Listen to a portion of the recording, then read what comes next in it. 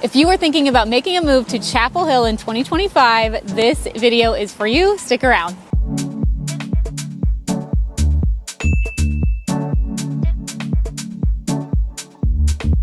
All right, so the first thing to know about Chapel Hill is just kind of the breakdown of the area. A lot of times when folks think of Chapel Hill, they think of the university, which is a major part of Chapel Hill, but there's far, far more. So I like to break it down really into three different sections. And that first section would be the university area. So like downtown Chapel Hill or the university, kind of the historical part of Chapel Hill would be that first section. But then you have northern Chapel Hill that's on really like in between Hillsborough and Chapel Hill, where it's much, much more rural. You get a lot of space, a lot of land. There's a lot of farms on that side of town. So it feels completely different than what I would consider the heart of Chapel Hill.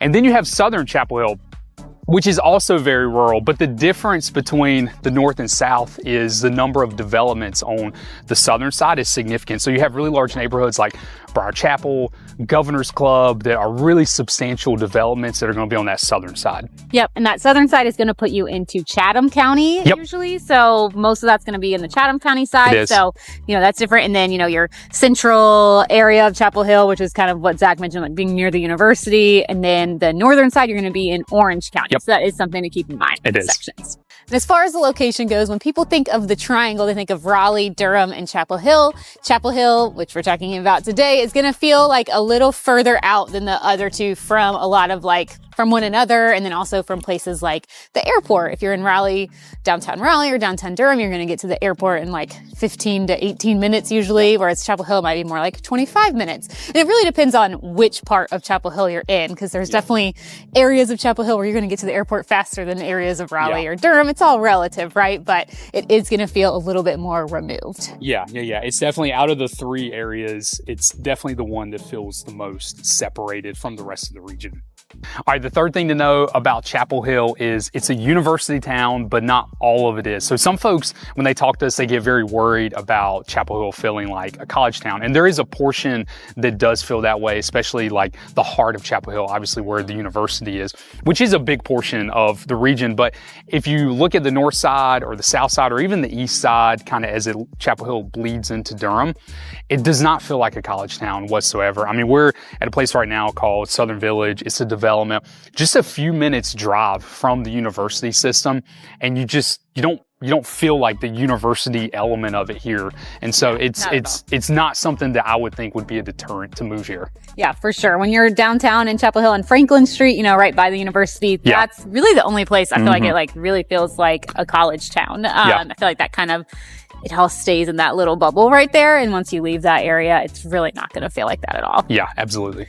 By the way, we are real estate agents in the area, and you can find our contact info below. And we put out videos like this on a weekly basis, so make sure to subscribe to the channel, like the video, and leave us a comment below. As far as price points go in Chapel Hill, this is one that can deter a lot of people from moving to the area. It is consistently the most expensive place to live in the Triangle. You have, price points here averaging around $770,000, whereas, if you're just right next door in Durham, it's like $475, and Raleigh, it's like $590, and the closest thing next to it is probably Cary, also typically a very expensive place at $700,000. So it's still even significantly more than Cary is. A lot of that, I think, does come down to in those northern and southern regions of Chapel Hill, there's a lot of land. And so, you do get you potentially, depends on the house you are looking at, do get a lot more land and acreage for your money. Yeah, and some of it too, I mean, you think about the Governor's Club, like the Governor's Club's a very upscale, gated community, and very high price points. And so obviously that pulls it up. When you talk about like the heart of Chapel Hill, kind of the central Chapel Hill area,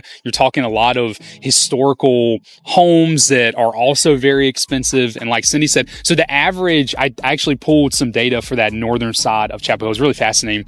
Basically everything, I just kind of drew a circle on the map, and everything that sold last year, the average acreage was 2 acres, which is a substantial amount of land for our area. But in general, the prices of Chapel Hill surprise a lot of folks because people think of like Cary being expensive or Apex being expensive. But what they don't always realize is Chapel Hill is even more expensive than those areas. All right, the fifth thing to know if you're moving to Chapel Hill is the amenity scene. So, and when we talk about amenities, we're largely talking about like shopping centers, things that you need for like everyday life. And not all amenities are on the Durham side, but most are. And so the Durham side is going to be like there's a highway called 15501, and it's kind of like the eastern side of Chapel Hill as it kind of merges in with Durham. And that's where you're going to find a lot of your shopping. And Chapel Hill actually has things that Durham doesn't, like a Trader Joe's or a Wegmans, but it's right on that Durham line. Yeah. It's so close to the Durham line that it's like, okay, yeah, that makes sense. You're definitely going to be on that eastern side. Obviously we're at Southern Village now. There's shopping and restaurants here. You have pockets throughout, obviously. And then, on the southern side where Briar Chapel is, they've built out a decent amount of commercial space. They're starting to build out some commercial space over there, but it's definitely going to be, you're probably going to find yourself driving into Durham for some of your shopping. Absolutely. So for families moving here with kids in school, you might be wondering, what are the schools like in Chapel Hill? It's a little bit of a complicated question because unlike some of the other areas around, Chapel Hill has divided into 3 different school systems depending on what side of town you're in. So you've got the Chapel Hill Carborough schools. That's going to be more in that central area. And then you've also got Chatham County schools if you're on the Chatham County side in neighborhoods like Briar Chapel. Yes. And then you've also got Orange County schools if you're on that northern side getting closer into Hillsborough. So, you've got to be really careful when you're on that Chapel Hill house hunt. If being in one of those particular school districts is important to you, you want to pick one of those. All of these school districts are very reputable and well known. The Chapel Hill Carborough School District is been voted like one of the best in the country at different points in time. So, you have all of these different factors, obviously, that make each one unique and different. It's not that one is really going to be like better than another. It's going to be what fits your family. So if you are moving to the area and you have questions about that, we can connect you with a school consultant that can help you navigate like, hey, if this is really important for my kid, which area should I be in?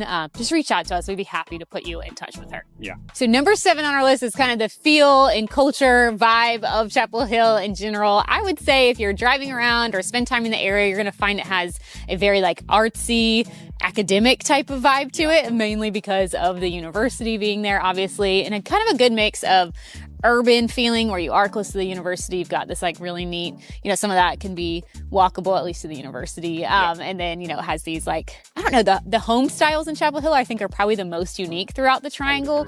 You have a lot less, and I'm not saying there's none of these, but there's a lot less of the like cookie cutter subdivisions, like, because on the north and south side, you have more land, you have a lot more like farmhouses. And I feel like there's just this feel of like a lot of like modern architecture in some of those, or mid-century type architecture that you don't necessarily find in other areas. And then downtown, obviously, you have a lot of those historic homes that are just stunning and gorgeous. So it's just a very different kind of feel. Exactly. All right, the 8th thing to know about Chapel Hill, and this is probably the least important, but I think it just makes Chapel Hill a really unique area, and that's its history and just, I think in general, it's one of, if not the most beautiful town really in our entire region. Cindy mentioned Hillsborough kind of competes with that, and I think it does, but Hillsborough is much, much, much smaller. The historical side, Chapel Hill is one of the oldest towns in our region. Really only Raleigh and Hillsborough are older. The university that's here is actually the first public university in the entire country, which is pretty wild to actually think about. It is weird. But like there's just like the town itself, like especially where the university is, just has a very historical element to it. I feel like Chapel Hill does a really good job at kind of like preserving its history and nature, and so you end up with neighborhoods like this where we are, Southern Village, where they're just beautiful. It's just beautiful neighborhoods. And so I think Chapel Hill, like if you want to live in a place that has a historical side, that is a beautiful area, like Chapel Hill is one of those. Yeah, you definitely have to add it to the list. And if you like the feel of Chapel Hill, but maybe you feel like, I really can't afford Chapel Hill, definitely looking into Hillsborough is a great idea. They have a very similar feel, and honestly like a very similar like history. The reason they both probably they're close together, that's probably why they kind of like piggybacked off one another a little bit there. But if you're looking for something that has that kind of historical downtown, a lot of landmarks and things to see, that's also one to add to the list. But we are Zach and Cindy Honeycutt. We are a couple of real estate agents in the area, so if you are looking to buy or sell in the region, we'd love to be your real estate resource of choice. You can find our contact info below, and you can also find us on Instagram. We'd love to have you follow along. You can find us at the Honeycutt Realtors, and if you are interested in restaurants and parks and things going on all across the triangle, we'd love to have you follow along with our other account, the RD Buzz, and you can direct message us there too. And we'll see y'all next time.